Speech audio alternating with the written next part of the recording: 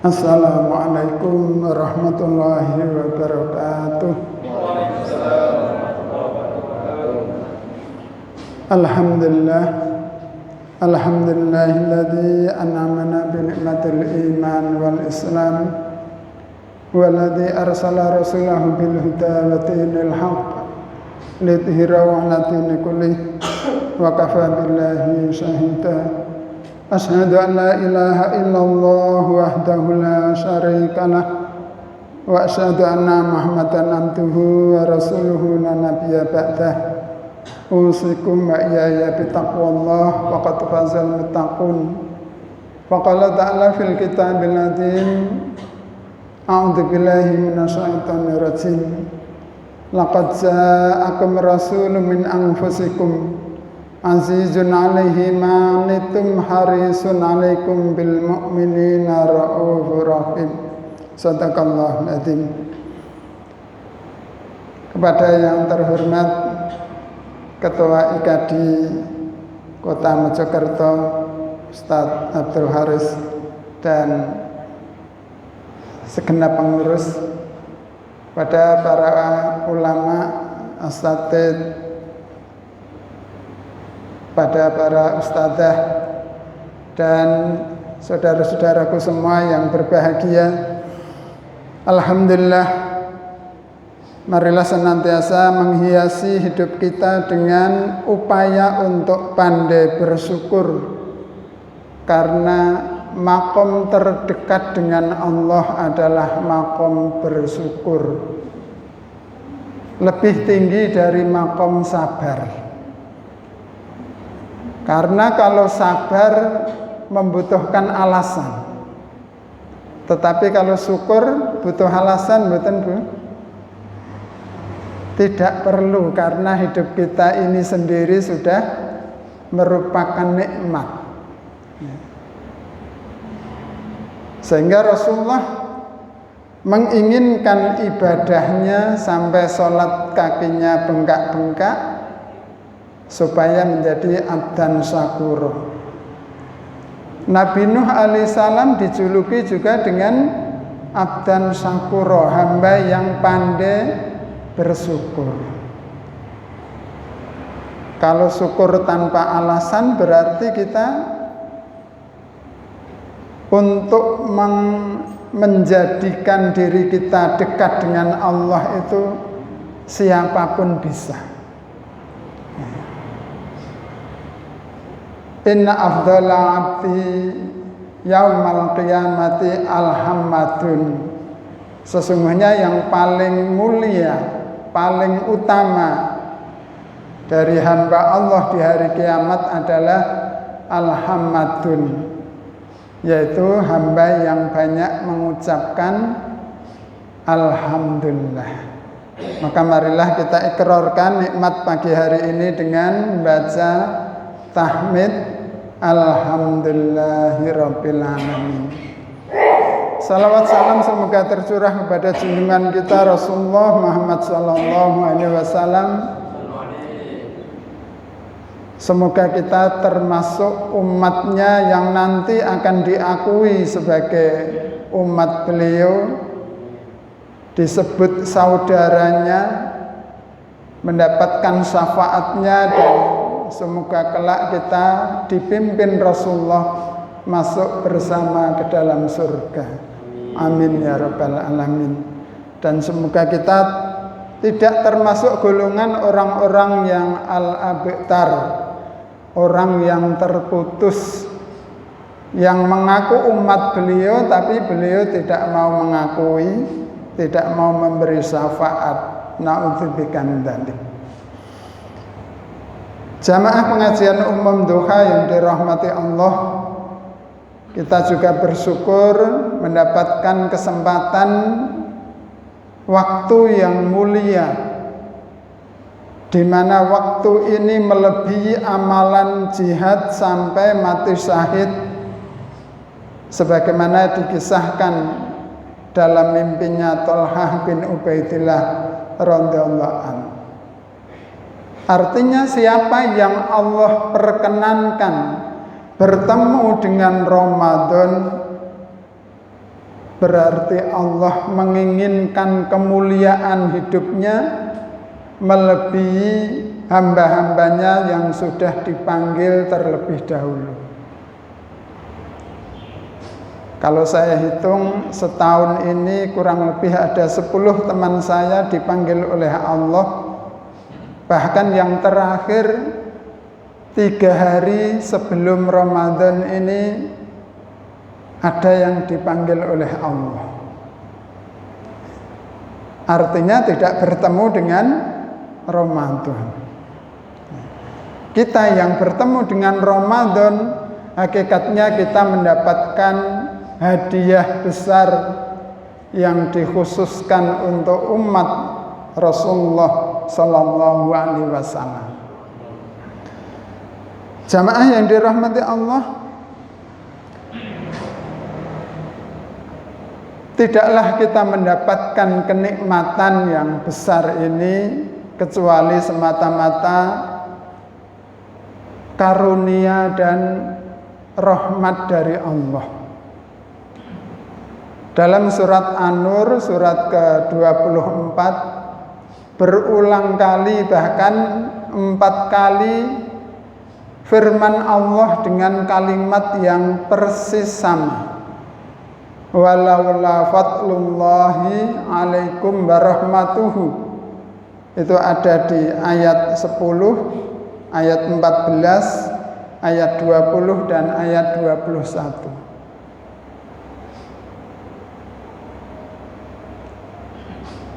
Dan kalau bukan karena karunia dan rahmat Allah, maka kita ini tidak akan bisa berbuat baik. Bahkan tidak bisa membersihkan diri kita sendiri selama-lamanya. Walaula fadlullah alaikum warahmatuhu ma zaka minkum min ahadin abadan.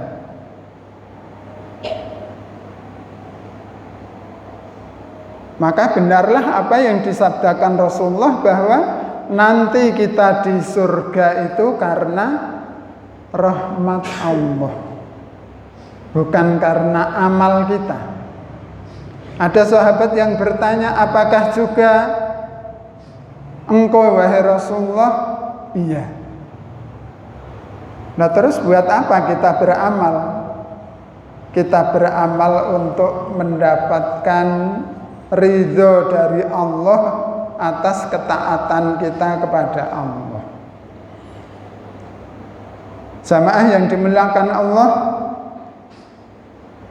Ramadan dalam makna yang dijadikan hadiah bagi umat ini adalah karena Rasulullah memiliki sifat-sifat yang diterangkan dalam surat At-Taubah ayat 128.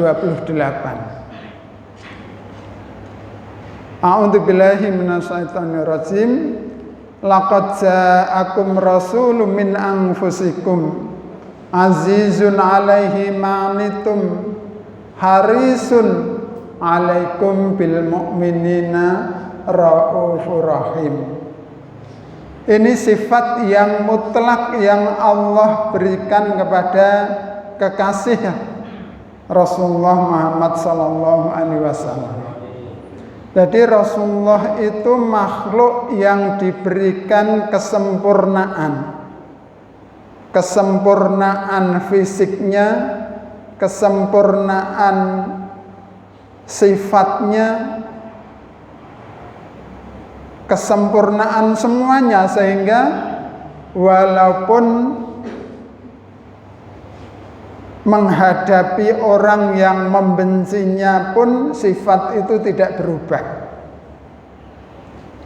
Yang pertama disifatkan Rasulullah itu memiliki empati yang sempurna.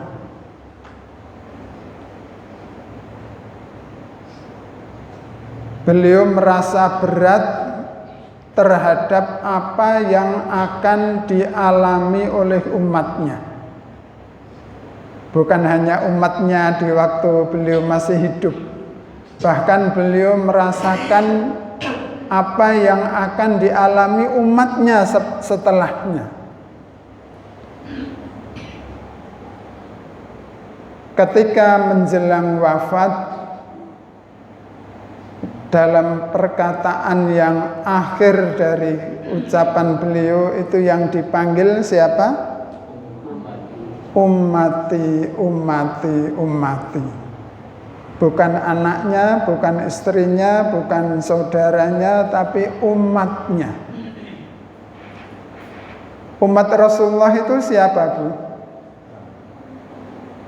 Sejak beliau dibitsah atau diangkat menjadi Rasul sampai nanti hari kiamat itu umat Rasulullah. Semuanya. Apakah dia Muslim atau mengaku tidak Muslim, itu umat Nabi. Jadi kalau kita ketemu orang non-Muslim, sebetulnya itu umat Rasulullah juga. Makanya berhak juga mendapat dakwah. Suatu saat datanglah iring-iringan jenazah, kemudian Rasulullah yang sedang duduk itu berdiri. Para sahabat yang menemani beliau memberitahu, "Ya Rasul, jenazah itu orang Yahudi." Kemudian wajah Rasulullah berubah. Beliau mengatakan, "Aku merasakan sedih karena aku sudah diutus tapi dia belum mengikutiku." Jadi kepada orang yang tidak mengikuti pun beliau merasa bertanggung jawab bagaimana keinginannya untuk beriman. Kalau kita membuka sirah atau sejarah Rasulullah itu berperang kalau di rata-rata tiap 3 bulan perang. Dan perangnya dulu bukan perang sekarang pegang remote pakai drone, bukan.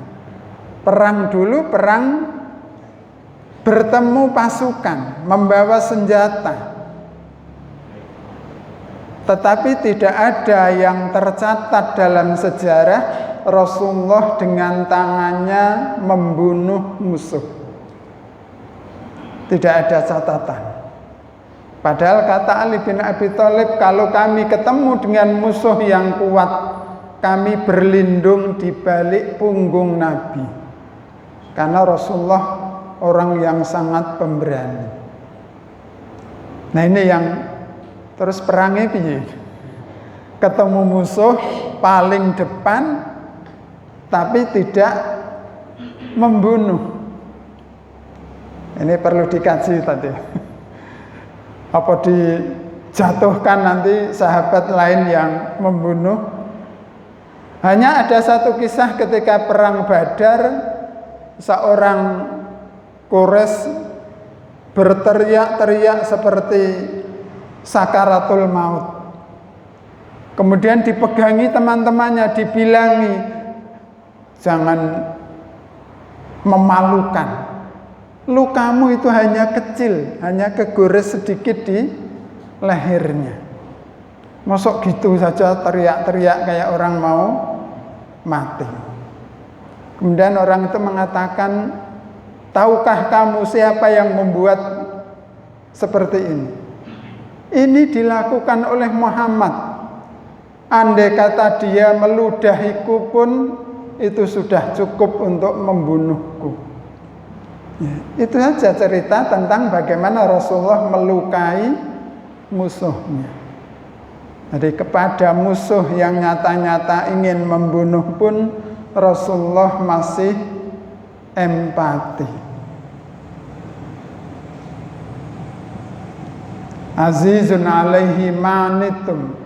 Yang kedua, watak Rasulullah adalah harisun. Harisun itu maknanya sama dengan hafidun, menjaga. Kalau hafidun itu menjaga seperti satpam atau security yang menjaga kantor atau pabrik, menjaga supaya aman dari pencurian, perampokan. Tapi kalau harisun itu seperti ibu menjaga putra-putrinya. Bukan hanya supaya tidak jatuh, tidak sakit, tapi diamati, dibimbing. Bahkan mungkin anaknya diberi makan sementara ibunya kelaparan. Itulah sifat Rasulullah, harisun. Buktinya mana? Rasulullah dalam menghadapi sakaratul maut, beliau bertanya kepada malaikat Jibril yang hadir di saat roh beliau dicabut. Kemudian Rasulullah bertanya kepada malaikat Jibril, wahai Jibril, beginikah sakitnya sakaratul maut? Iya.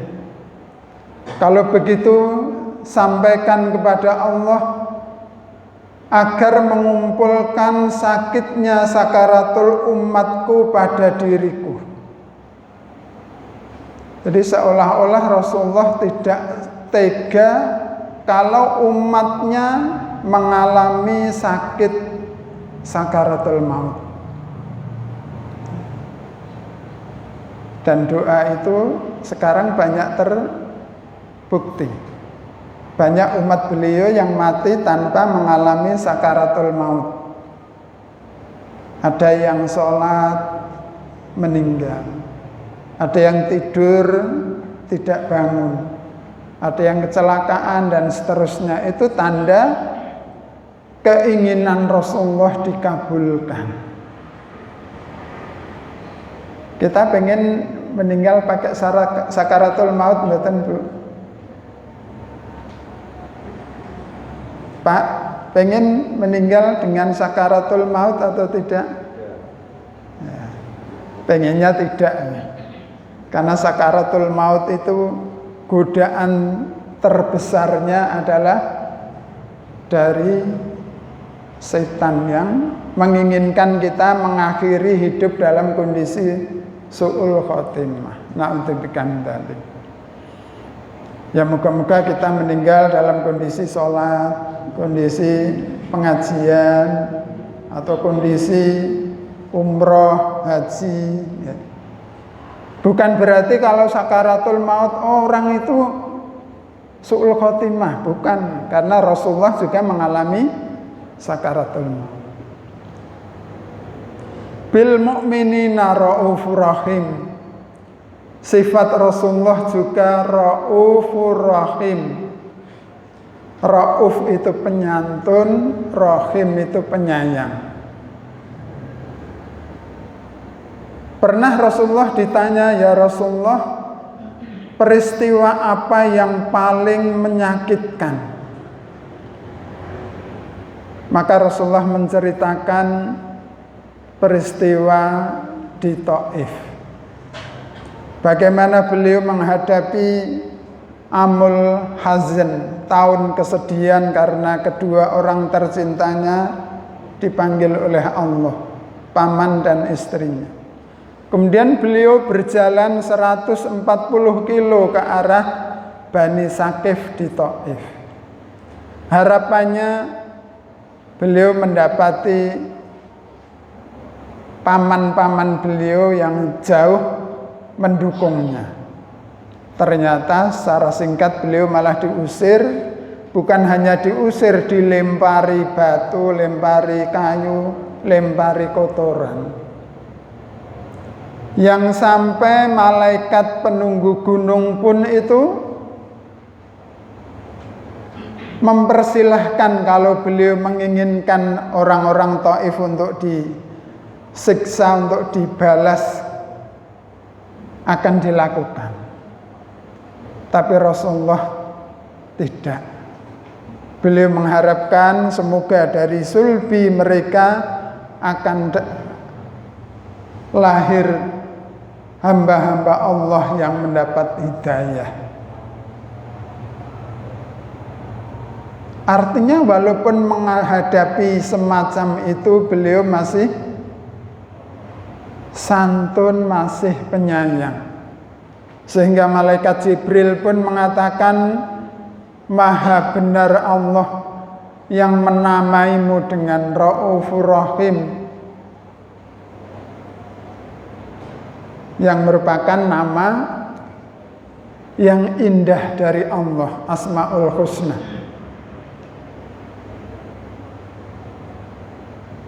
Suatu hari Jibril datang kepada Rasulullah menceritakan tokoh yang merupakan keturunan Bani Israel keempat, yaitu Nabi Sam'un Al-Ghazi alaihissalam. Kenal Pak? Sam'un Al-Ghazi. Nah, kalau di Indonesia pernah difilmkan Samson dan Delilah. Nah, itu diambil dari kisah itu. Sam'un Al-Ghazi adalah seorang utusan yang dikirim untuk mengajak bangsa Romawi masuk dalam agama tauhid. Tapi beliau justru diperangi, yang kemudian beliau hadapi sendiri selama 1000 bulan. Di mana 1000 bulan itu beliau malamnya munajat berdoa kepada Allah, siangnya berdakwah dan berjuang membela agama Allah dengan satu senjata, yaitu tulang rahang unta atau lihaul jamal. Tadi 1000 bulan itu terus digunakan untuk itu. Yang ketika cerita itu disampaikan kepada Rasulullah, Rasulullah tertunduk. Beliau meneteskan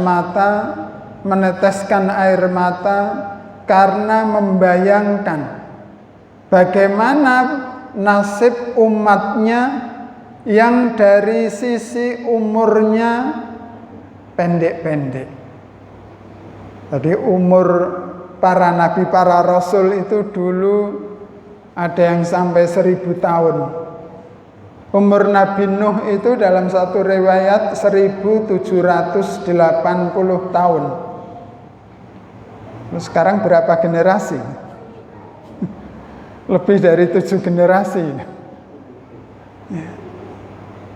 Umur Nabi itu setara dengan umur umatnya. Kalau umur Rasulullah 63 tahun, ya nanti umatnya rata-rata 63 tahun. Standar. Kalau ada yang 70 tahun berarti bonus. Artinya kita bisa mengira-ngira, saya umurnya sudah 50 tahun, berarti 10 tahun lagi jatahnya. Pengen awet muda atau awet tua? Ini karena sekarang banyak kosmetik yang berupaya untuk membuat awet muda gitu. Yang benar itu awet muda atau awet tua? Awet tua. Awet tua ya. Karena muda itu muda itu hanya sebentar saja. Umurnya nabi-nabi terdahulu itu panjang-panjang. Artinya kalau mereka orang yang soleh, maka kesolehannya tentu lebih banyak. Kemudian badannya, fisiknya itu besar-besar. Dalam sebuah riwayat, tingginya Nabi Adam alaihissalam itu 72,8 meter. Itu kalau gedung bertingkat berapa tingkat itu? Artinya bukan tinggi ngelencir kayak pohon kelapa nih. ya tinggi, ya besar. Artinya kekuatannya juga hebat. Bandingkan dengan kita yang rata-rata 160-170 cm, kecil-kecil, pendek-pendek, kena hujan, batuk pilek, makan agak pedes, mual mencret, kecil-kecil, ringkih-ringkih. Otomatis dalam konteks jumlah amal solehnya juga sedikit.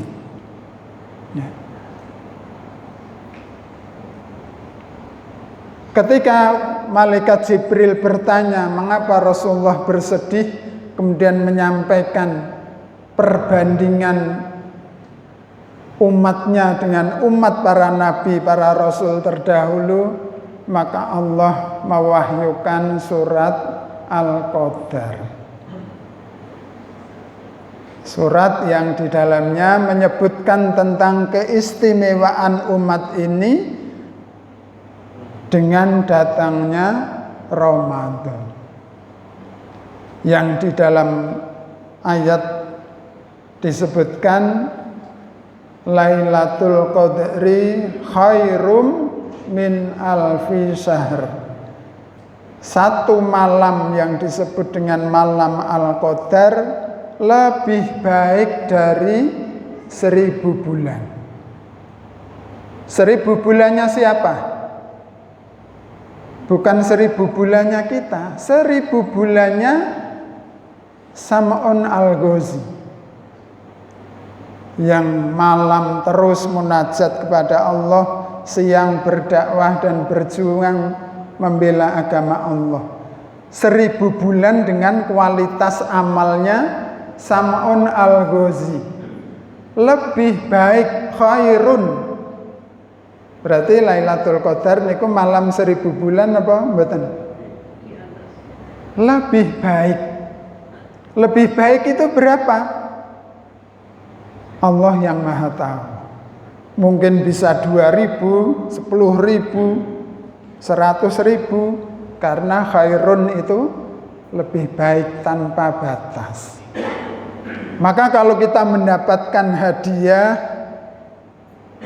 kesempatan yang akan melampaui amal umat-umat terdahulu, tentu kita gembira.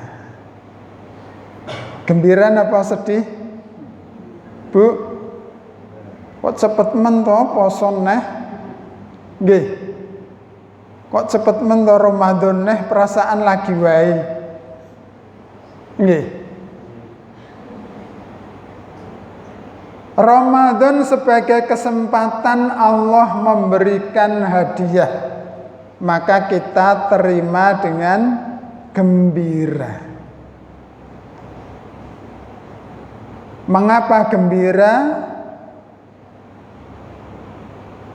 Nah, ini perlu ditanyakan, kenapa kita harus gembira? Karena orang sukses itu diawali dari hati yang gembira. Sukses dulu atau seneng dulu? Atau seneng dulu baru sukses? Terus gampangnya ngene.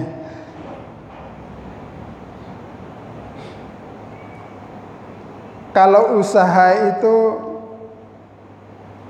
seneng dulu artinya, atau dapat uang baru seneng? Bu? Dapat uang baru seneng? Nah, kalau dapat uang baru seneng, saya kira nggak banyak orang mau berusaha. Karena ternyata hati manusia itu bergerak karena senang dahulu. Senang baru bergerak, baru berusaha. Ramadan akan sukses kalau hati kita senang dulu. Tanpa hati yang senang, sehingga sebutannya marhaban ya Ramadan, selamat datang, menyambut hati kita, lapang hati kita, gembira dengan datangnya tamu Ramadan. Karena senang dahulu, maka di dalam bulan Ramadan itu bisa mastata'tum. Fattaqullaha mastata'tum. Maka bertakwalah kepada Allah dengan semampumu.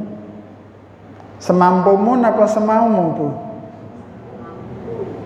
Betul? Karena yang terjadi di tempat saya itu kalau Ramadan awal gitu banyak jamaahnya sampai belakang. Nanti pertengahan mulai terjadi kemajuan, softnya makin berkurang. Berarti itu semaumu apa semampumu?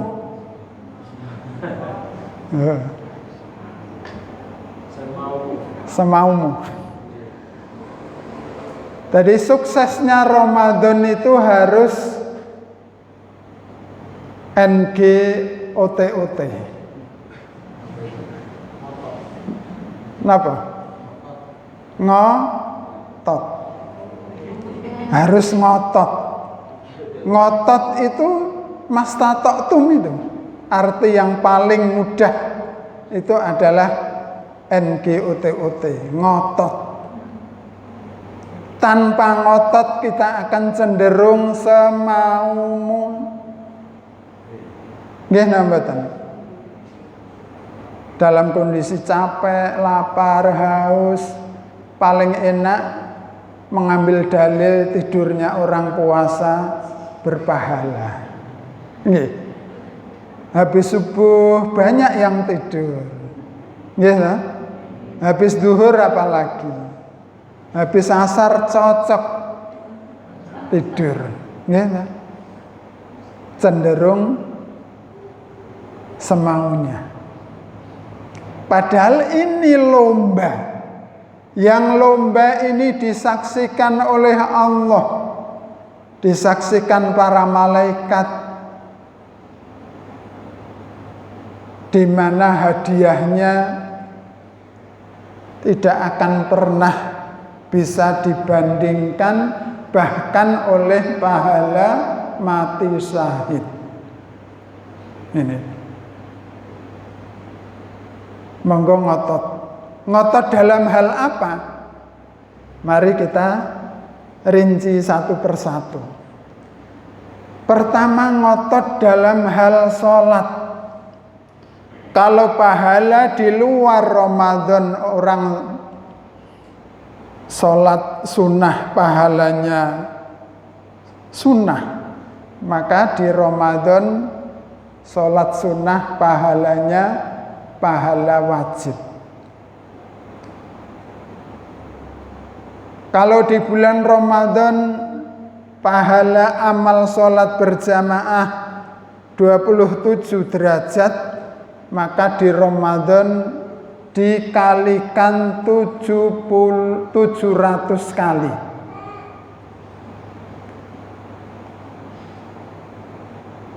Nah, ini perlu ngotot. Bagaimana caranya menyeting supaya sholat kita betul-betul disiplin? Ikuti apa yang dilakukan oleh Rasulullah. Rasulullah ketika mau tidur, pertama mengevaluasi apa yang beliau lakukan sehari tadi. Kemudian merancang apa sehari yang akan datang. Dan ternyata dalam suatu penelitian, ketika kita mau tidur memori yang kita bangun inilah yang akan menentukan apa yang akan terjadi. Jadi kalau kita mau tidur, berdoa, berwudu terlebih dulu, merancang, ya Allah saya nanti akan bangun jam 3 untuk tahajud, pasang alarm. Biasanya alarm belum nyala sudah bangun. Gimana betul? Termasuk amalan sehari yang akan kita alami sesuai dengan rencana kita. Sudah dilakukan seperti itu?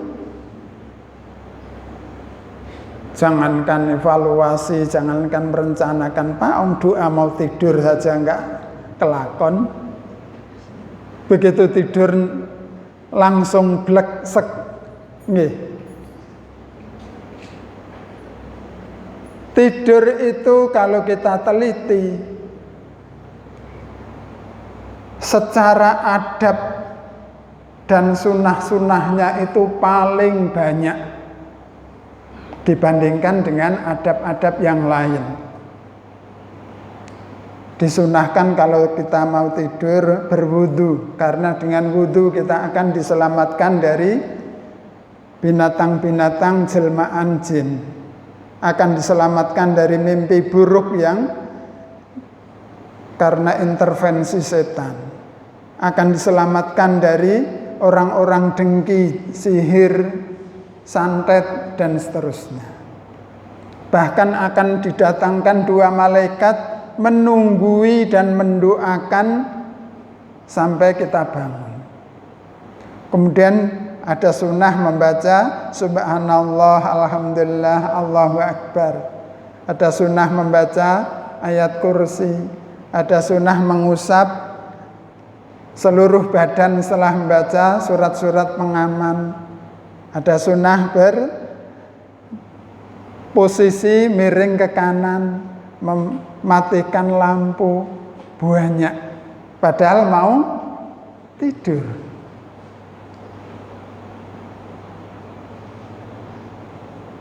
Dalam satu penelitian itu ternyata apa yang kita lakukan kemudian kita evaluasi, apa yang akan kita lakukan kita rencanakan, itu membentuk struktur kepribadian. Dan itu dikuatkan dalam hadis, digambarkan kalau kita mau bangun kok aras-arasan maka diikat oleh setan. Kalau kita bangun kemudian berwudu, maka lepaslah ikatan semuanya. Sehingga kita bangun dalam kondisi segar, hati senang. Tapi kalau kita bangun aras-arasan, mau bangun lagi malah selimutnya ditarik. Nanti begitu pagi hari kita akan melihat dunia dalam kondisi yang tidak enak, sempit hati, ruwet masalah.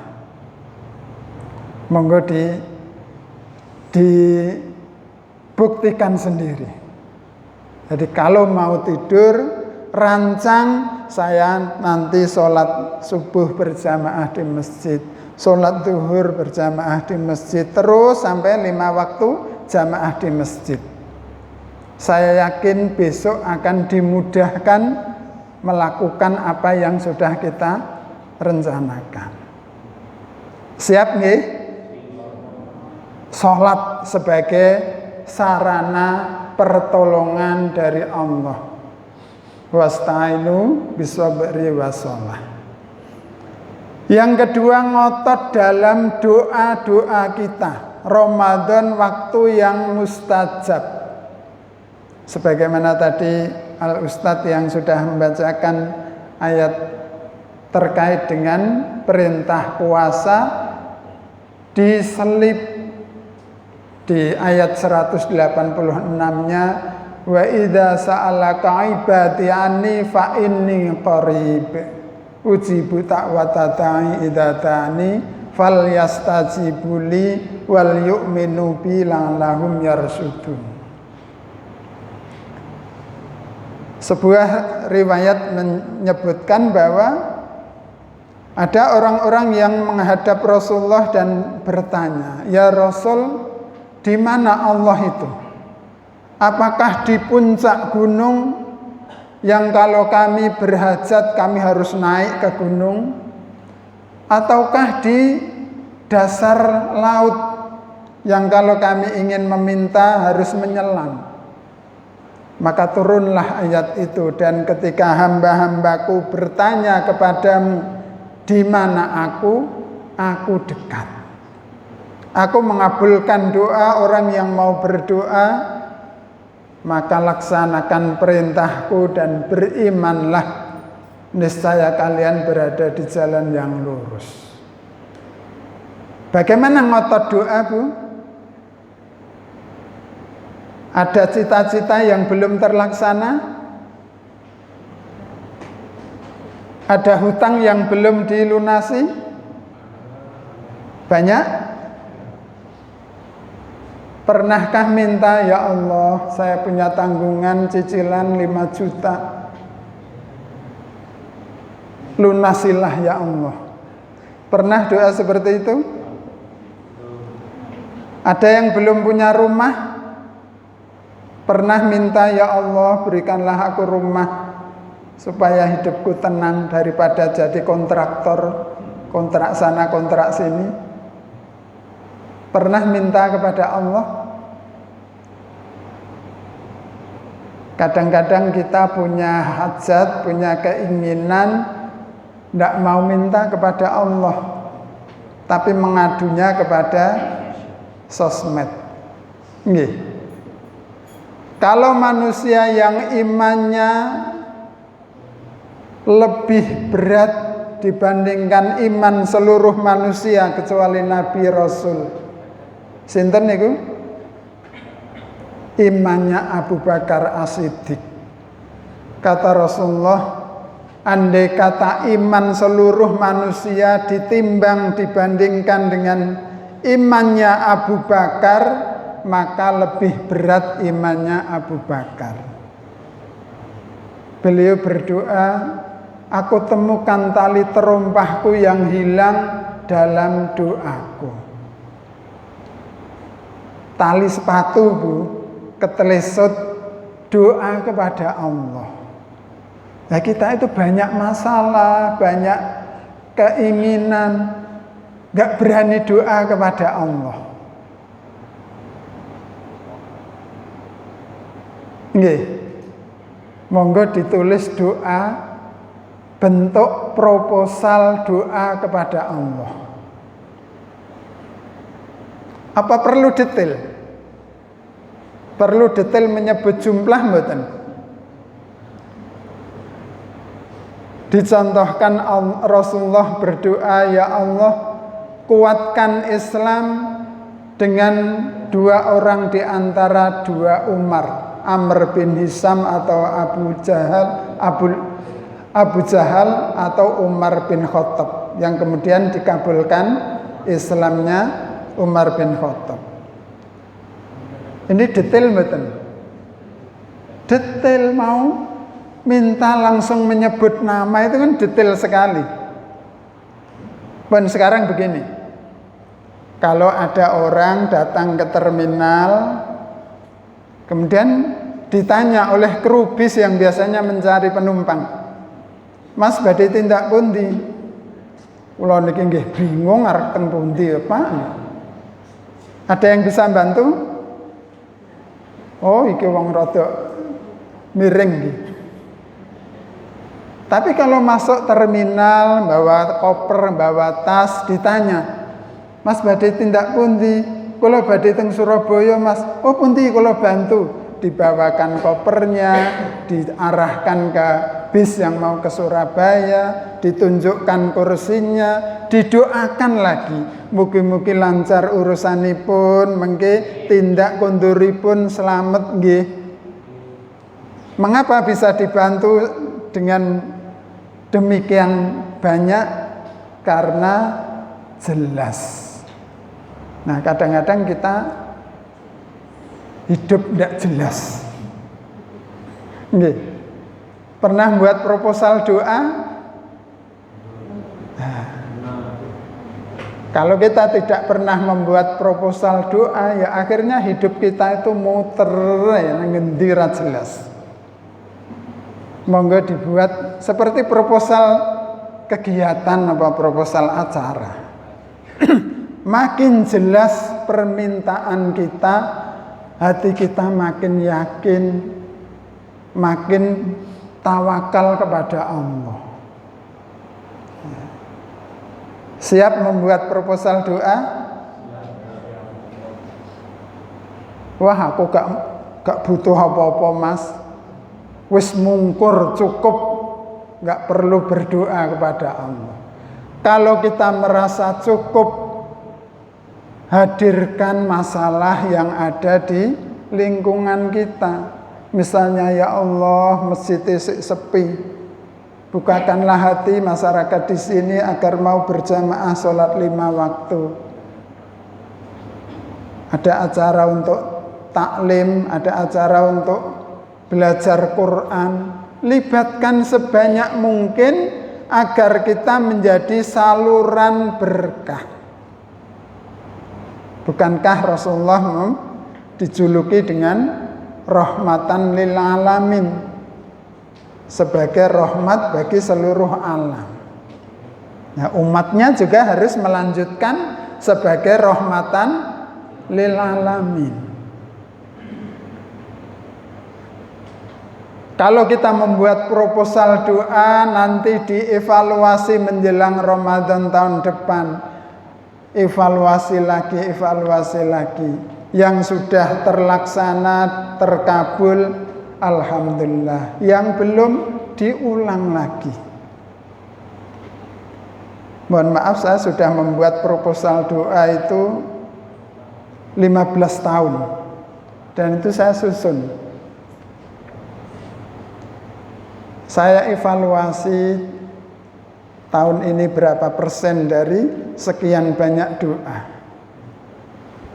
Rata-rata 77%, persisnya 76,7%. Bukan saya baik, hebat. Allah memberikan tanda kekuasaan dalam hidup saya.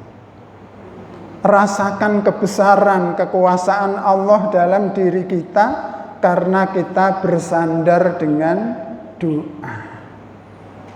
Kalau kita tidak mengajukan doa, Allah memberi nikmat,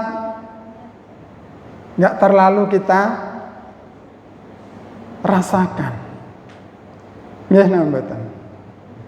Contoh misalnya anak saya 5, saya minta mereka mengajukan doa. Jadi doa itu bukan proposal doa, bukan untuk diri sendiri, anak juga, istri juga. Anak saya 5, saya minta mengajukan doa. Kamu pengen apa? Salah satu yang terbukti itu mereka minta nanti SMA 2 Negeri Madiun. Mungkin sudah mendengar SMA terfavorit di Madiun itu SMA 2. Dari 5-5-nya alhamdulillah terkabul. Satu yang terakhir tidak terkabul karena zonasi. Akhirnya masuknya bukan SMA 2 tapi MAN 2. S-nya hilang. Itu salah satu. Bagaimana keajaiban hidup kita rasakan inilah kebesaran Allah. Sehingga kalau berhasil kita tidak tinggi hati, sombong atau lupa diri, tapi rendah hati. Betapa Allah mengurusi hidup kita. Juga tanggungan hutang, pengen rumah, pengen kendaraan, itu masuk dalam proposal doa. Termasuk saya bercita-cita di dalamnya ingin mencetak 100 dai. Dan itu saya tulis.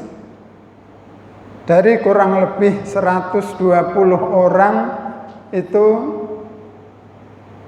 30%-nya lanjut. Oh berarti nggak sukses nih 30%. Oh 30% lumayan. Oh Nabi Nuh dakwah 950 tahun, jumlahnya sangat sedikit. Loh kalau nggak sukses bagaimana? Kita sudah berkomitmen untuk memiliki keinginan besar. Kembali ke mastata'tum, ngotot. Syekh Abdullah Azam, seorang guru dari Pakistan yang mengajari pemuda-pemuda Afghanistan, ketika mengajari tentang bertakwalah kepada Allah mastata'tum semampumu, itu mengajak santrinya itu berlari keliling lapangan. Sekali, dua kali, akhirnya berkali-kali, ada yang kecapean akhirnya jalan, ada yang kecapean akhirnya istirahat, duduk. Tapi Syekh Abdullah Azam ini terus lari sampai tiba-tiba jatuh pingsan. Begitu digotong ke ruangan, sadar, beliau menerangkan inilah mastata'tum. Jadi mastata'tum itu sampai, kalau kekuatan itu sampai pingsan. Atau ketika Sultan Muhammad Al-Fatih menyampaikan strategi perang untuk menaklukkan Konstantinopel.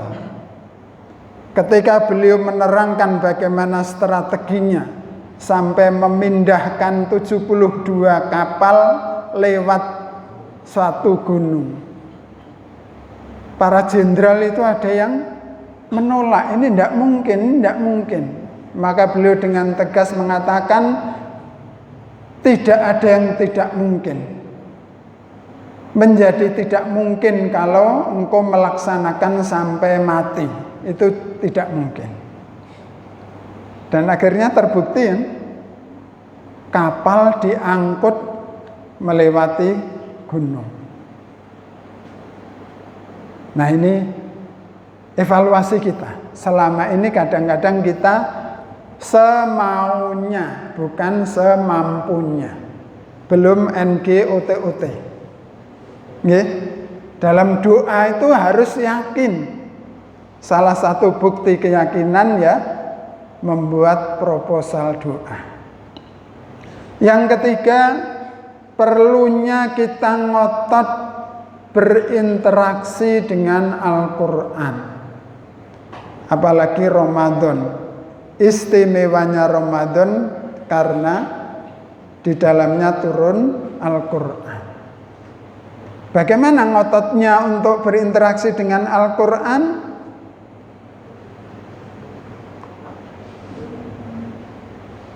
Keistimewaan Al-Quran salah satunya dibaca.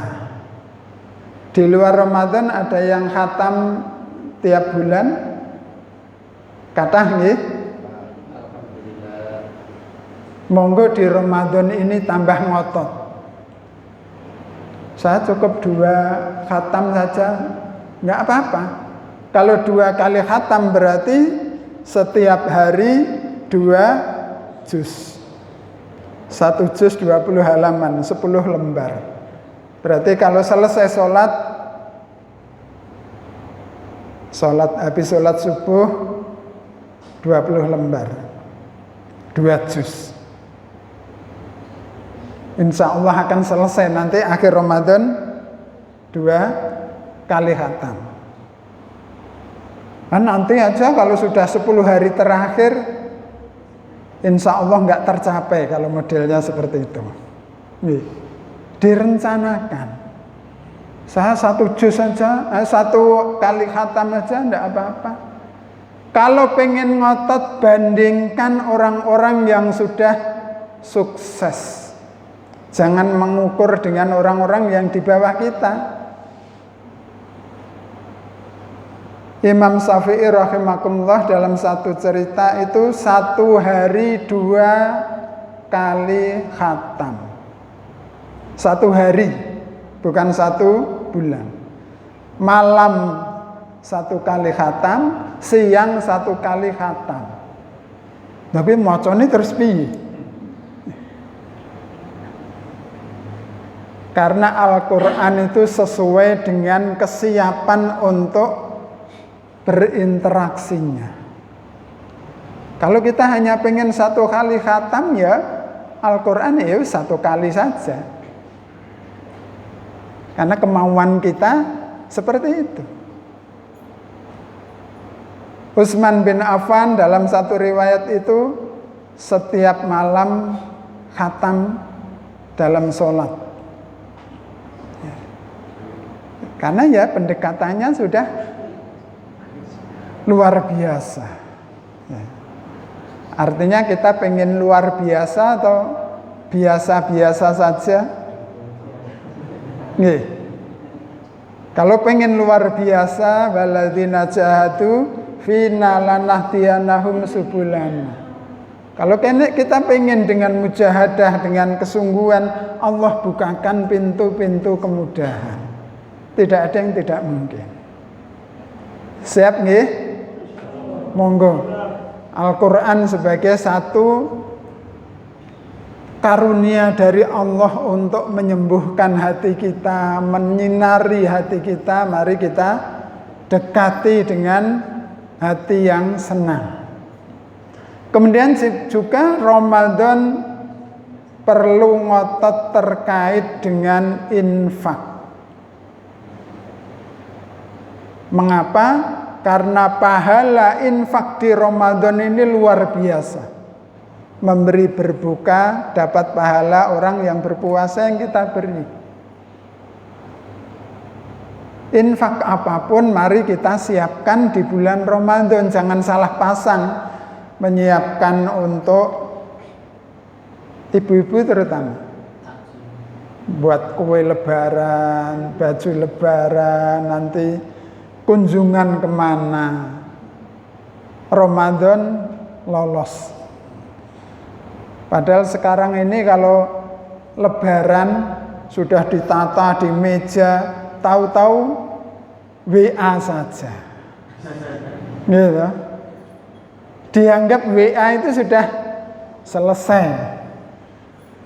Sudah kosong-kosong. Akhirnya yang disiapkan sekian lama tidak ada yang datang. Makan sendiri ya. Cuma nengati yo kok melas men. Ya WA-ne podo persis kira-kira enggak dibaca juga. Ya karena hidup itu tanpa HP katanya bukan hidup. Iya, Pak.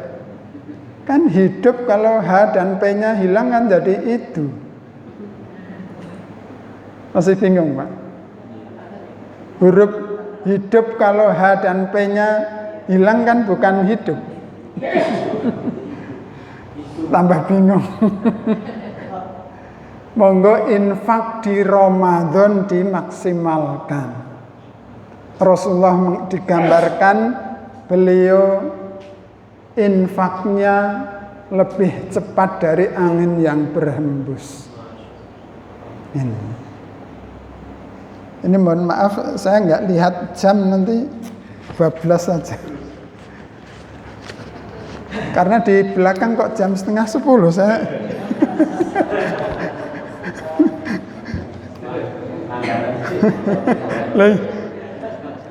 Nggih. Satu lagi, jangan lupa kita ngotot iktikaf. Iktikaf sebagai bentuk kesungguhan kita di dalam menyambut satu malam yang istimewa, yaitu Lailatul Qadar. Monggo disiapkan waktunya. Kalau repot, masih banyak kerjaan, minimal ketika masuk masjid niatkan iktikaf.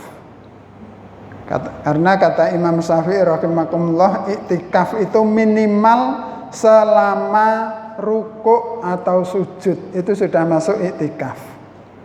Jadi kalau kita masuk masjid, mau sholat zuhur, mau sholat asar, masuk niatkan iktikaf. Ibu-ibu bagaimana?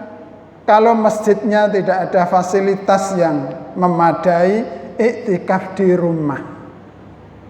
Sediakan tempat khusus untuk iktikaf di situ. Tapi ya jangan di kasur, niat iktikaf. Nah, ini enggak memadai namanya. Iktikaf memperbanyak munajat kita kepada Allah, karena kita tidak tahu apakah Ramadan ini akan terus ke depan diberikan kepada kita atau tidak. Sikapilah Ramadan ini sebagai Ramadan terakhir, yang kita tidak akan bertemu Ramadan lagi, sehingga kita sungguh-sungguh menjadikan Ramadan ini bekal untuk menghadap Allah, untuk mendapatkan syafaat Rasulullah. Kurang lebihnya mohon maaf. Wallahu muwaffiq ila aqwamit thoriq. Wassalamualaikum warahmatullahi wabarakatuh. Waalaikumsalam. Monggo kita istighfar sebelum doa. Astaghfirullahaladzim, astaghfirullahaladzim, astaghfirullahaladzim. Innallaha ghafurur rahim. Allahumma ighfir lil mu'minin wal mu'minat wal muslimin wal muslimat al ahya'i minhum al amwat. Allahumma a'inna ala dzikrika wa syukrika wa husni ibadatik. Allahumma inna nas'aluka al-huda wa tuqa wal afa wal ghina. Allahumma inna nas'aluka bi anni asyhadu annaka anta Allahu la ilaha illa anta al-ahad as-samad lam yalid wa lam yulad wa lam yakul lahu kufuwan ahad. Allahumma la ilaha illallah antal manan batis samawati wal ardi dzul jalali wal ikram. Rabbana la tuzigh qulubana ba'da idh hadaytana wa hab lana min ladunka rahmatan innaka antal wahhab. Rabbana hab lana min azwajina wa dhurriyyatina qurrata a'yun waj'alna lil muttaqina imama. Rabbana dhalamna anfusana wa illam taghfir lana wa tarhamna lanakunanna minal khasirin.